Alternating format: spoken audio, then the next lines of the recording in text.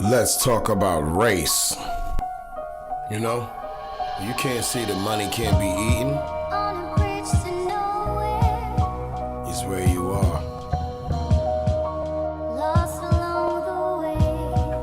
When you believe the history of the assassins right,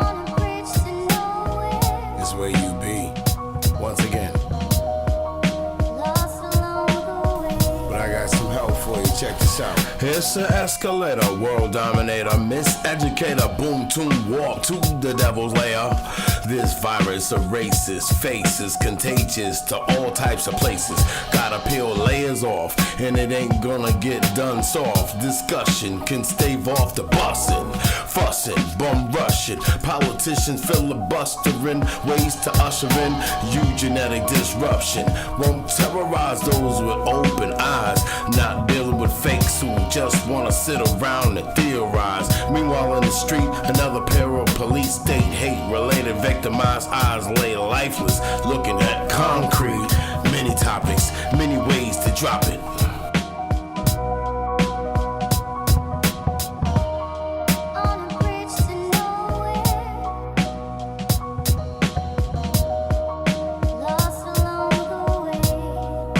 Let's rap a taste. Before it's too late.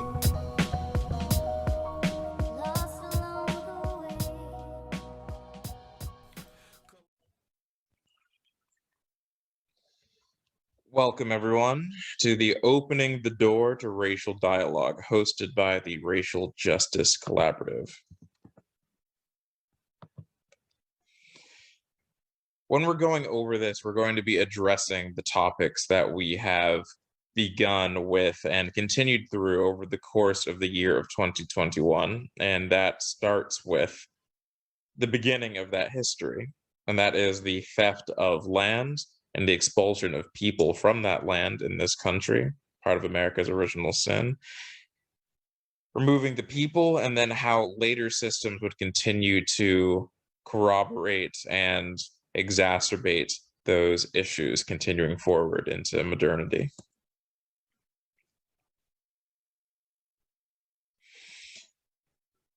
All of this is connected to interlocking systems of power and how the theft and enslavement of people were brought into the colonies of the New World in order to make the land and the resources found in that land profitable. Those resources were then harvested and sent to Europe, where there were factories and industry in order to turn that raw resource into finished goods, which were then distributed to the rest of the partners in this trade, this triangle trade. This is a very important aspect of how all of this continued, because it links to both manners of states and colonies that weren't as directly invested into the direct ownership over enslaved Africans, for example, which is how many people envision the full extent of the slave trade. But the slave trade is far more complicated than that. It involved shipbuilding, it involved major ports of entry, and all of these things are tied to other colonies besides just those of the Deep South with the large-scale plantations.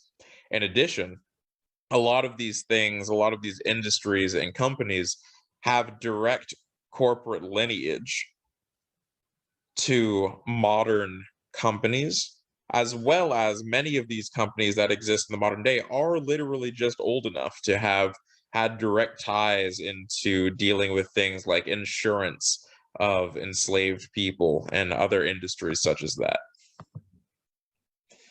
All of this is tied together into how all of these interconnected systems continued to propagate the vast and extensive network that is known as the triangle trade.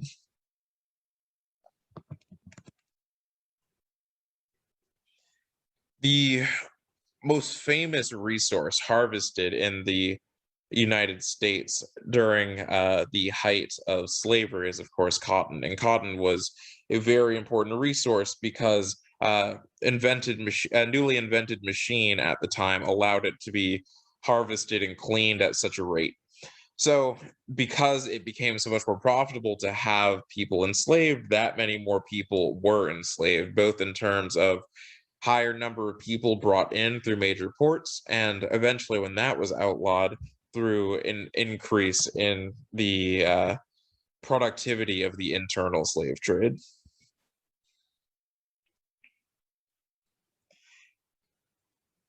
As every American should know, the end of slavery on the federal and nationwide level, of course, had to come through conflict of arms, with the southern states seceding and forming the Confederacy in order to continue the practice of slavery, as that was the financial base of their entire way of life for the you know uh, any sort of meaningful capacity.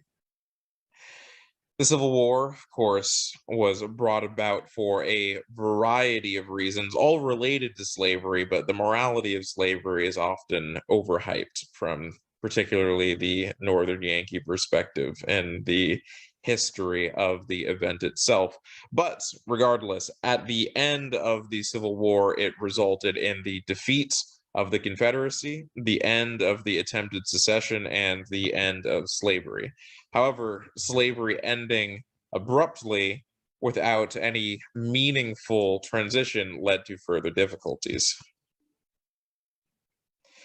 There were, of course, planned efforts of transition, such as the field order given by General Sherman of the Union, which was to have parcels of land divvied up from the former planter class of the South, which was, of course, the leader of the Confederacy, the lead social class, and given in small parcels to families of the formerly enslaved in the process that would be known as 40 acres and a mule, quite self explanatory.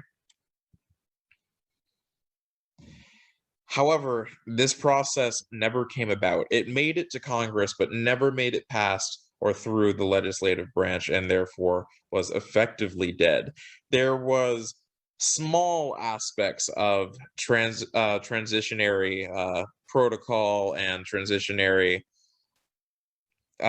oversight, but these things were largely killed during Reconstruction, as it was deemed far more socially and politically important to appease the Southern planter class and reintegrate them back into the Union rather than to protect the newly freed Black population.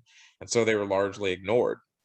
This newly freed Black population was largely left to perish in the way of overexposure, left out of sight and out of mind, and perhaps simply left to die completely. However, as anyone living in the modern day could attest to, obviously the Black population of the United States did not just completely die, regardless of how little was done in order to prevent such a fate from happening. And so, with such things, new processes and new laws were put in place in order to maintain and regulate this newly freed Black population. This started with the Black Codes, often thought of and referred to as slavery under another name. The Black Codes were, of course, the spiritual predecessor to the later Jim Crow laws, where you would just have a social, completely other set of standards and principles to hold freed Black populations against compared to their white citizenry counterparts. Another important thing that came from the Jim Crow era that came as a direct succession to the Black Codes were the social caricatures that came out of Jim Crow, which many people are still very familiar with in the modern day. This is where a lot of these specific social and visual stereotypes associated with Black people truly reached their height and were able to be further propagated throughout the American social consciousness, and unfortunately forms of media and entertainment simply for the purpose of mocking Black people. As the social interaction between the United States and its freed Black population continued to develop, it reached all forms of new heights, particularly under a number of legal cases that would continue to uphold practices of racial segregation and maintain status quo while claiming to be progressive in some way or another. Whereas former legal codes, such as the Black codes, wouldn't have even attempted to claim to be equal in any moral or social capacity.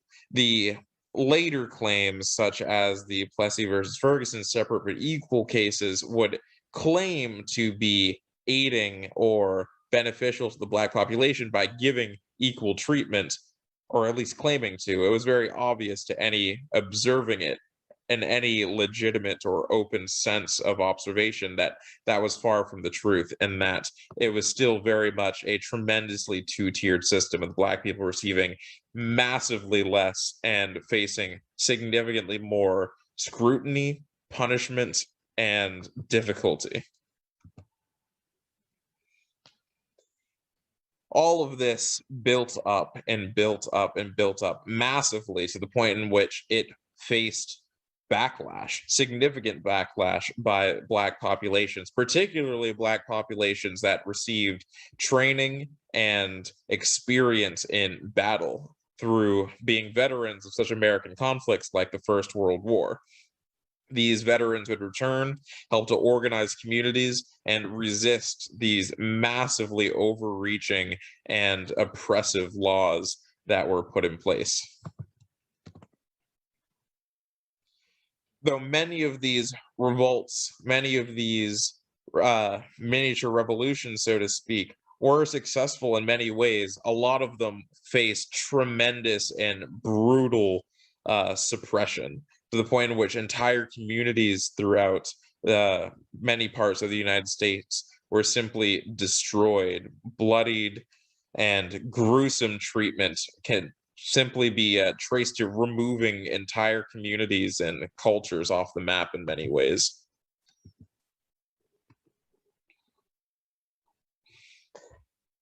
As the relationship between African Americans and the United States would continue to develop, the particular trend of African Americans continuing to serve in the armed forces would continue going into future conflicts such as the Second World War.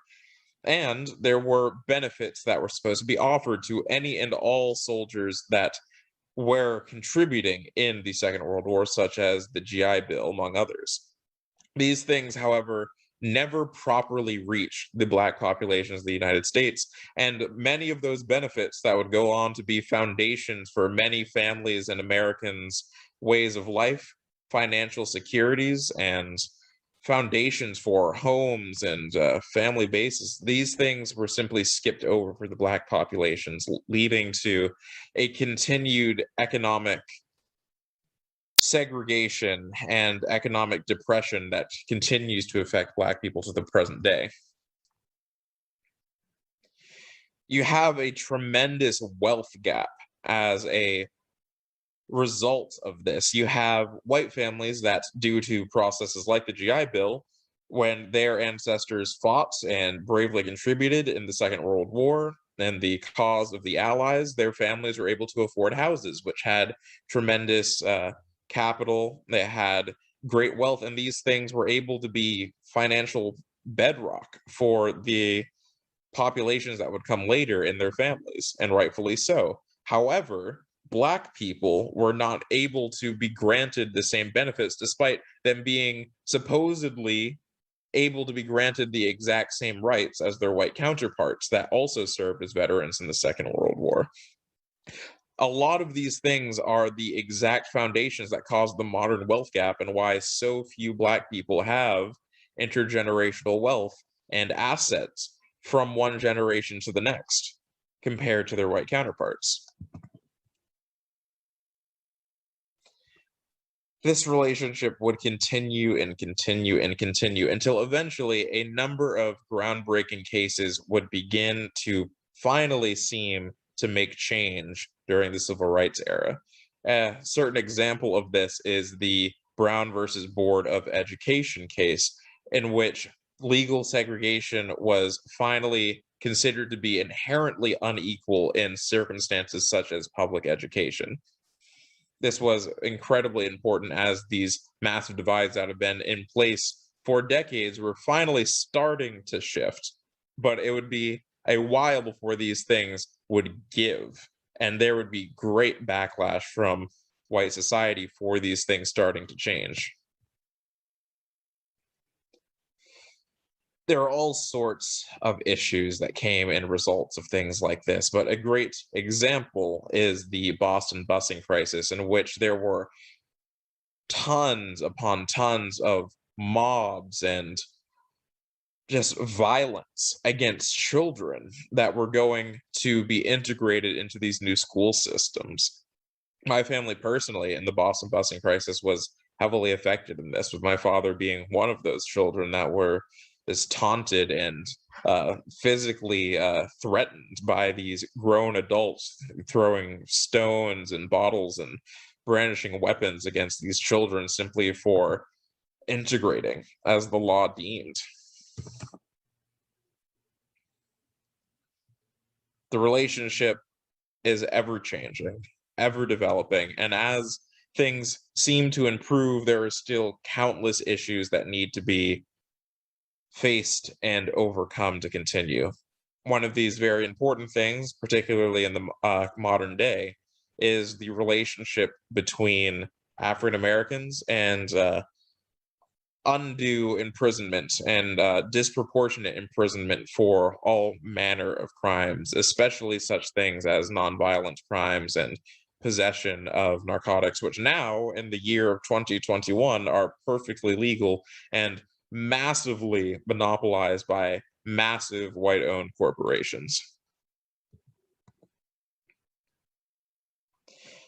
All of this history, all of these things together blend into the overarching system of white supremacy.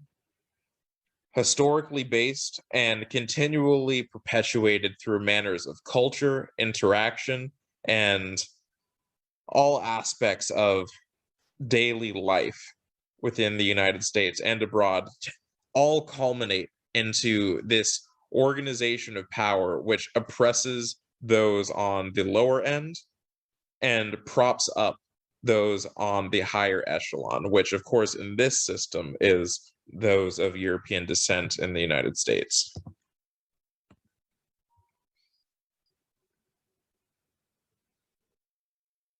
It's important for us to be able to speak to developing resistance. We need to be able to understand the history, what came before, in order to know what to do next. It's important to understand these things so that we have the mental fortitude and the emotional strength to do something about these things. It's an ongoing dialogue. It is a constant skill that needs to be refined. And these things are a great way in order to help do those things for yourself.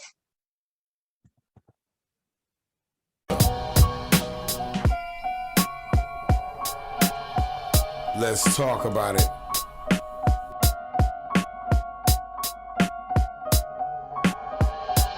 Let's talk about race.